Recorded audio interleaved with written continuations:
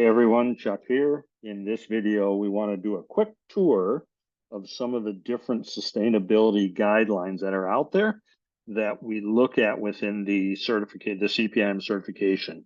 So let me share the screen here. We'll get over to the internet here and take a look at some of them here.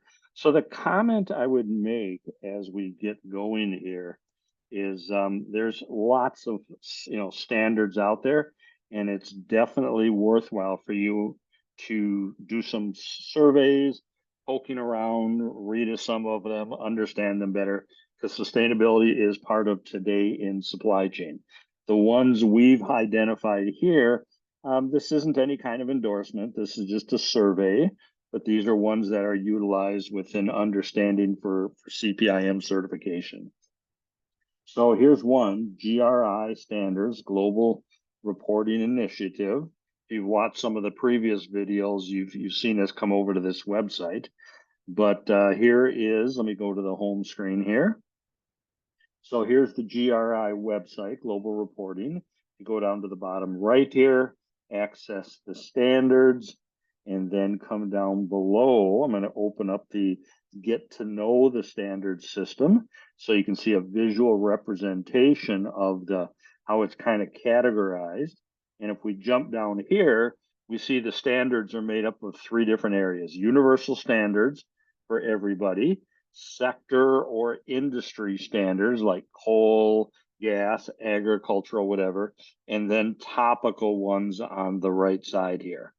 If we come back to where we were before and you jumped to the download GRI standard section, okay, and scroll down, select your language, and then you'll see more detail down here from general disclosures, topics, sectors, implementation guide, GRI 14, procurement practices, anti-corruption materials, water and effluents, etc.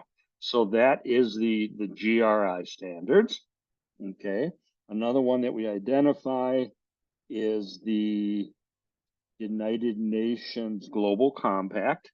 So United Nations Global Compact. Go to the home page here. In fact, what might be easier, if I have the picture here, I don't.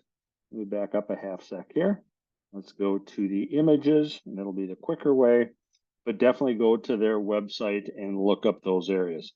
So they talk about these 10 areas right up here on the right side here. So let's, that's hard. Can we read that here or not? So here's the 10 standards. We can shrink it down and go visit it on the site. So those are the 10 that we would look at within the exam. So here's the 10 principles here: support and respect protection of human rights, not complicit in abuses, collective bargaining, no forced compulsory labor. So take a look at that. While we're here, let's just back up a half a second and go back on our images for a second. We also have, it'll come up in conversations, is the 17 Sustainable Development Goals. So that's worth taking a look at as well, if it pops up on the exam. So these are the different social development goals on the left side here, or jump to the image and take a look at it. Okay. Another one we have is ISO 14001, which is environmental management system. So let me bring that up real quick here. So we'll take a look at that. So ISO 14001 for environmental standards, and then the other one is ISO 26000, which is for sustainable development.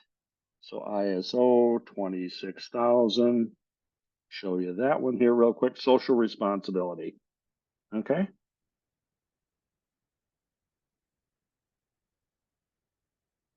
So these are some of the standards that we cite within the exams here, or as far as the exam content manual, and that you should be familiar with what they are, why they're important, what's the impact. And from my standpoint, what I wrote down for why they're important, they give us an agreed upon set of standards and guidelines that we can consider, we can follow, that should lead to success.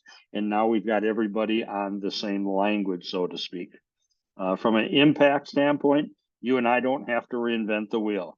We can have the common language, common framework, and get ourselves up the learning and the implementation curve much quicker.